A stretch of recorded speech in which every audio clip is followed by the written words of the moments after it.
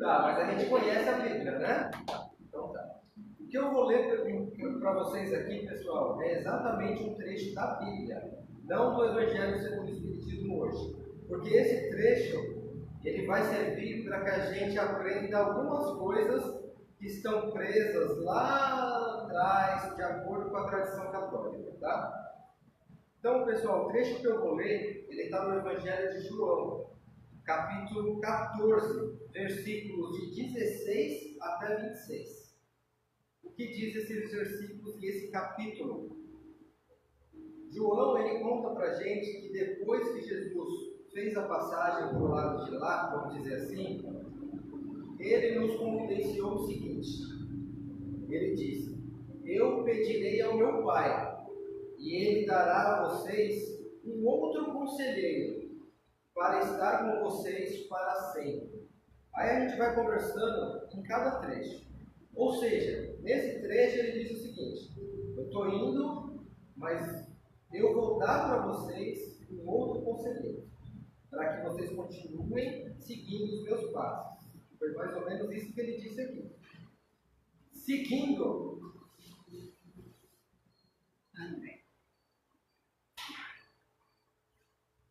E aí, palmeirense? A vergonha. Bom dia. Bom dia, André. Tudo bem? Bem. Então, pessoal, seguindo aqui, ele disse o seguinte: o Espírito da Verdade, o mundo não pode recebê-lo, porque não o vê e nem o conhece. Mas vocês o conhecem, pois ele vive com vocês e estará com vocês. Então, pessoal, vamos entender o que ele falou aqui. Que o Espírito da Verdade, vamos imaginar essa sala aqui, pessoal. O que a gente acabou de falar? Está cheia de espíritos. A gente está vendo? Pedro está vendo? Não está vendo. Exatamente isso que ele diz aqui. Você não o vê e não o conhece, mas ele vive com vocês. Então, assim como ele falou do Espírito da Verdade, é o que acontece com os espíritos. Eles estão aqui, mas nós não os vemos, mas eles vivem com a gente. E Jesus seguiu: nunca os deixarei órfãos, eu voltarei para vocês através dele. O que ele quis dizer aqui, pessoal? Ele fez a passagem para o outro lado, mas ele garantiu que a gente não vai ficar órfão. Ele garantiu que ele sempre vai estar com a gente. Dentro de pouco tempo, o mundo não me verá mais. Vocês, porém, me verão. Porque eu vivo. E vocês também viverão. O que ele quis dizer aqui, pessoal? A gente não vai vê-lo mais fisicamente, como eu estou vendo vocês. Mas ele mora dentro da gente. Então, ele garantiu aqui que ele vive junto conosco. Naquele dia compreenderão que eu estou com meu Pai, mas vocês estarão em mim. Ou seja, ele nos adotou como filho, mesmo não estando mais fisicamente aqui conosco. Quem tem os meus mandamentos, quem lembra os mandamentos? Amar a Deus sobre todas as coisas, amar ao próximo como a si mesmo. Quem tem os meus mandamentos e me segue, esse mostra que me ama. Aquele que me ama também será amado pelo meu Pai, e eu sempre o amarei.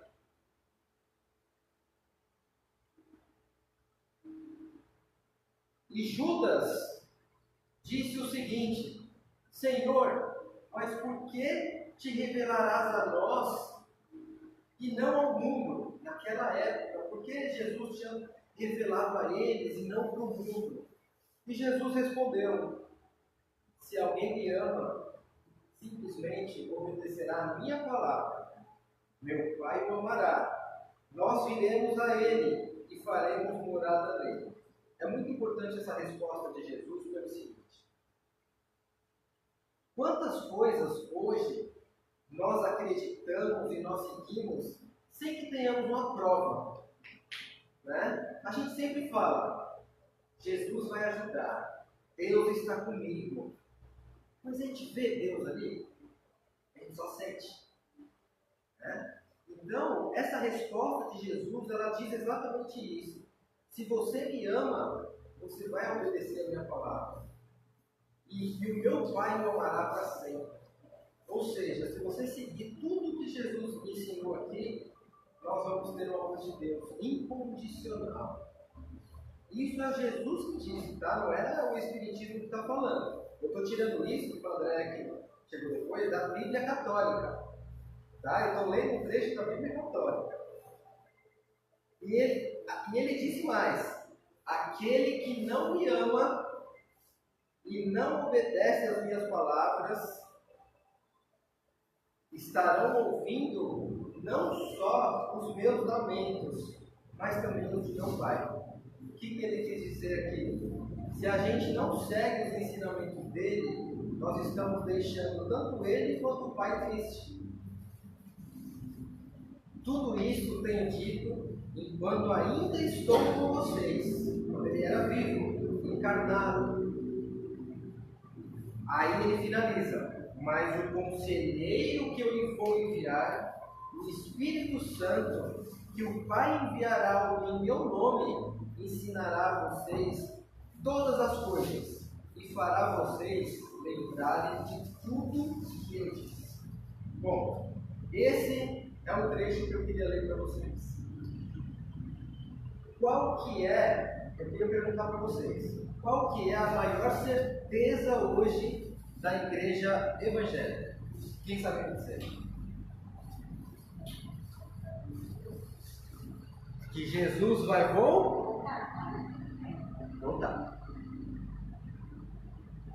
Sabe por que eles falam isso? Quem já leu aqui mais de uma Bíblia? O mesmo trecho em Bíblias diferentes. São palavras diferentes, dizendo a mesma coisa. Não é, senhor Luiz? A Bíblia é muito interpretativa. Então, o que a Bíblia evangélica interpreta disso que eu li aqui? Jesus garantiu que lá na frente voltaria para nós. Porém, se a gente lê direito isso daqui, ele diz o seguinte: eu pedirei ao Pai, e Ele dará a vocês outro conselheiro para estar com vocês para sempre. E no final, ele diz: mas o conselheiro, o Espírito Santo que o meu Pai vai enviar, ensinará a vocês todas as coisas e fará vocês lembrarem tudo que eu disse. Ele disse que ia voltar. Ele foi claro que ele ia enviar outro conselheiro. Outro conselheiro. E que esse conselheiro nos ia ensinar ainda mais coisas do que ele ensinou. E que mesmo assim não ia arriscar o que ele ensinou. Ia complementar. Jesus, pessoal, ele andou por aqui há 2026 anos atrás. Ele nos ensinou tudo que ele ensinou na época. Só que na época, quem existia eram espíritos que não tinham a nossa evolução que nós temos hoje. Né? Éramos nós naquela época, porém um pouco mais atrasados intelectualmente e moralmente. Né? Assim como lá na época de Moisés, éramos mais atrasados ainda.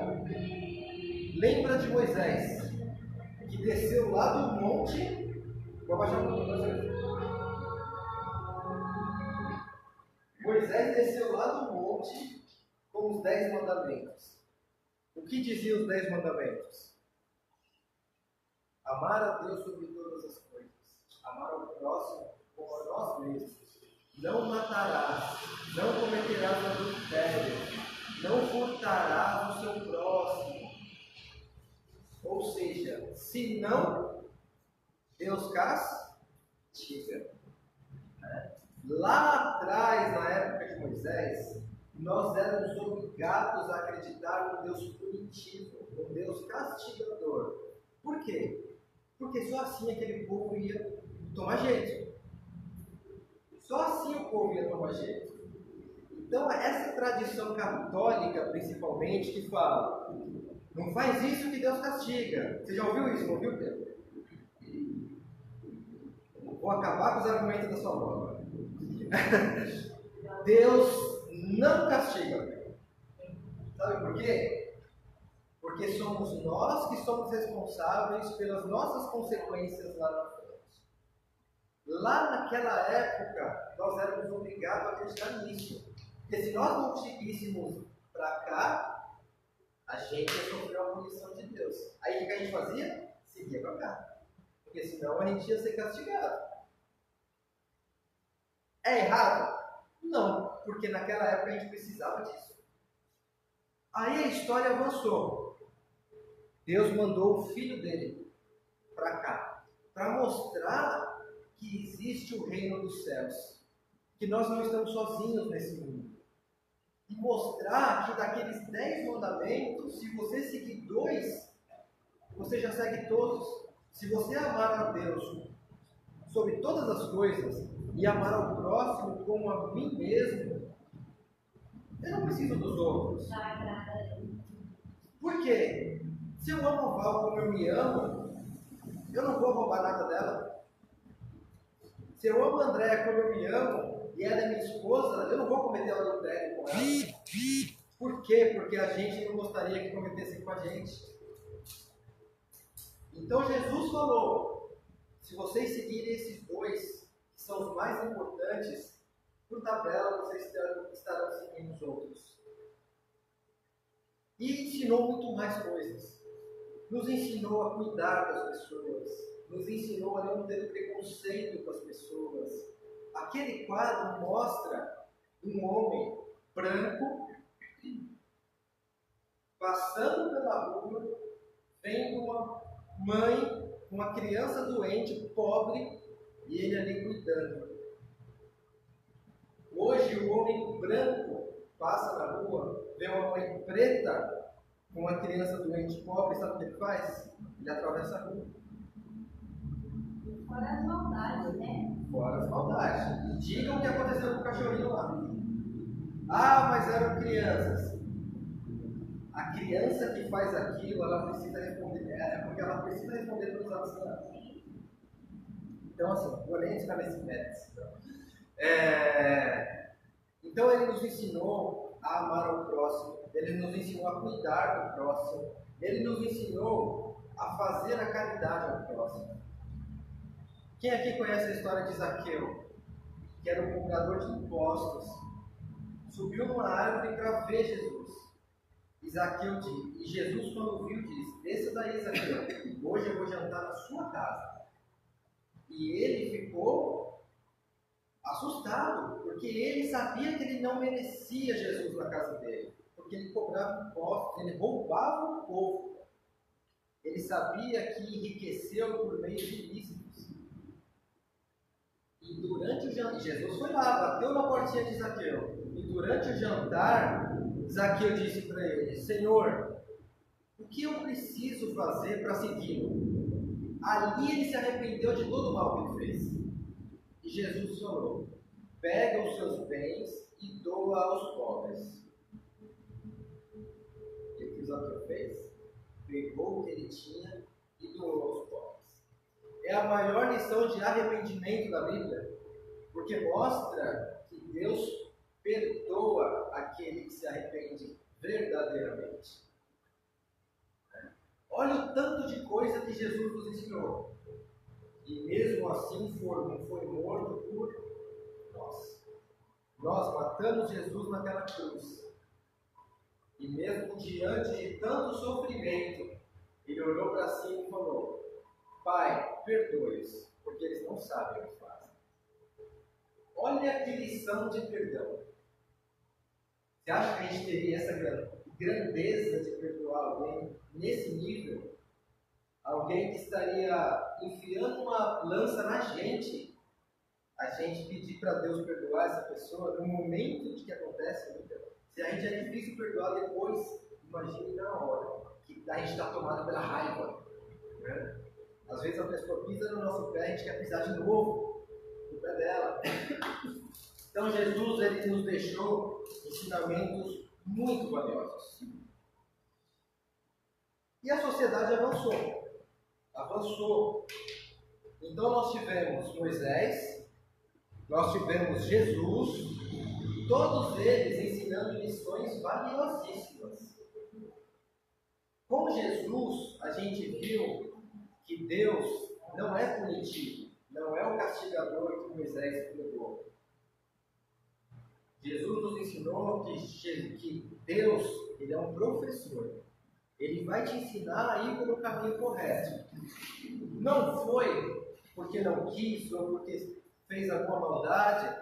Você vai sofrer essas consequências lá na frente da sua escolha errada. E não porque Deus está te castigando por isso. Porque a Bíblia, o Evangelho diz, Deus é um Pai amoroso. Um Pai amoroso, ele não vai fazer mal.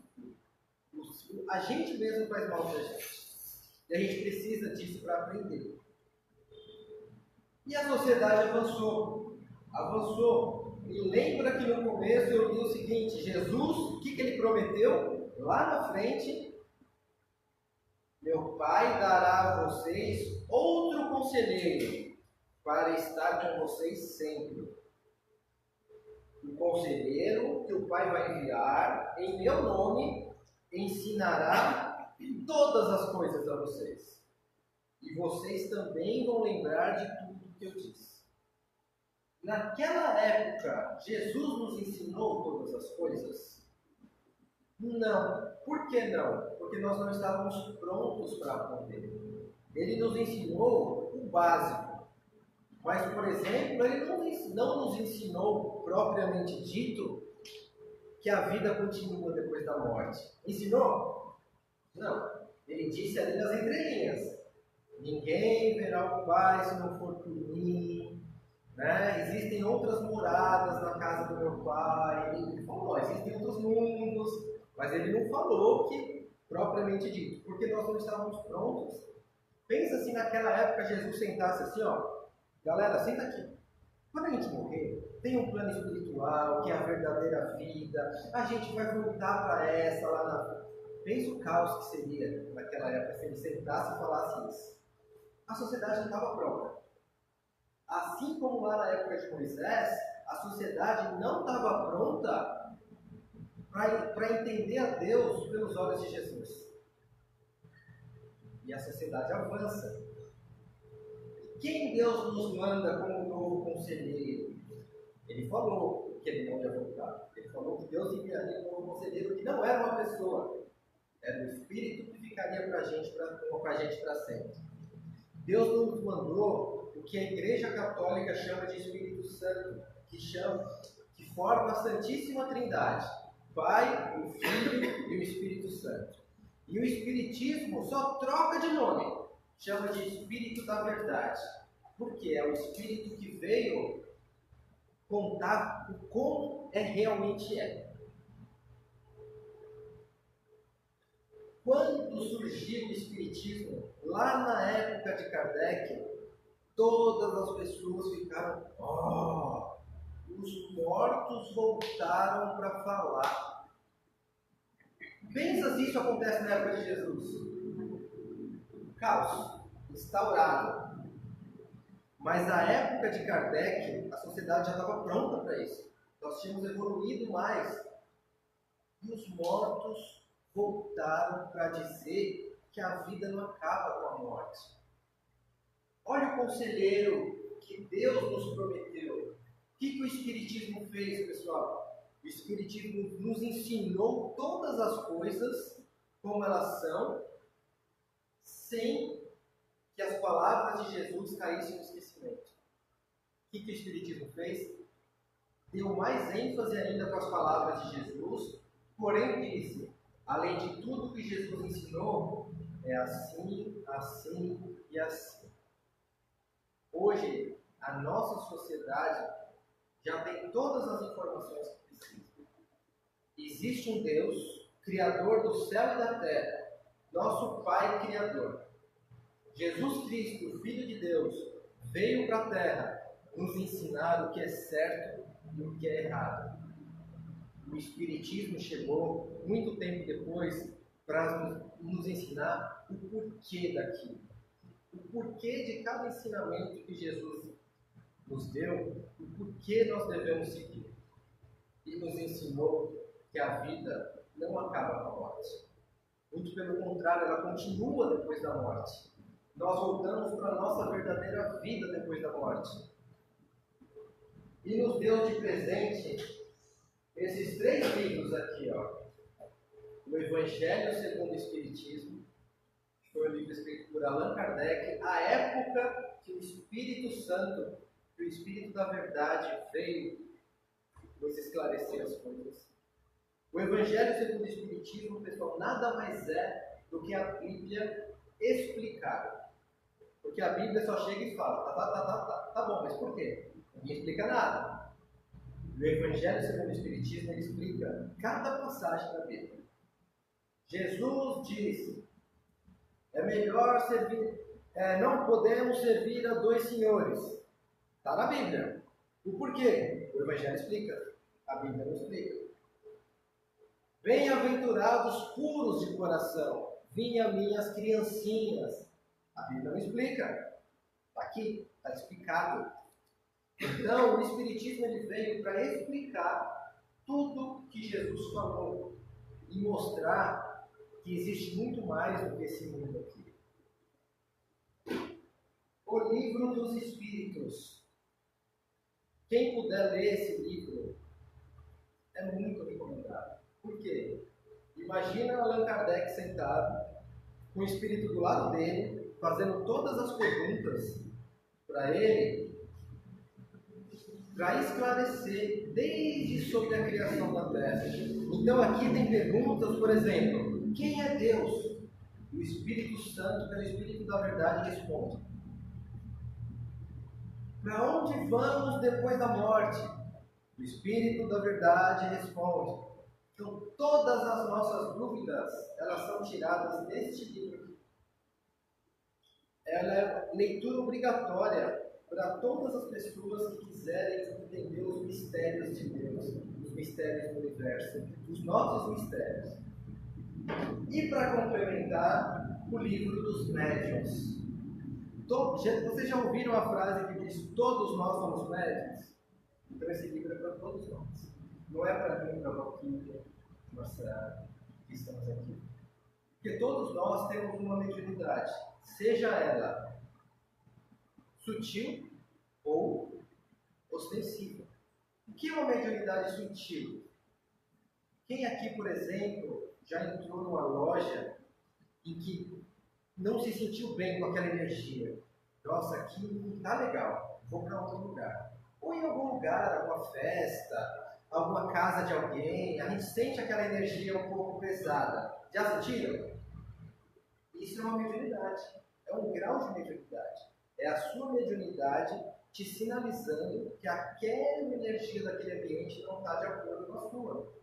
Às vezes não é que está ruim, está brigando com a sua. É diferente.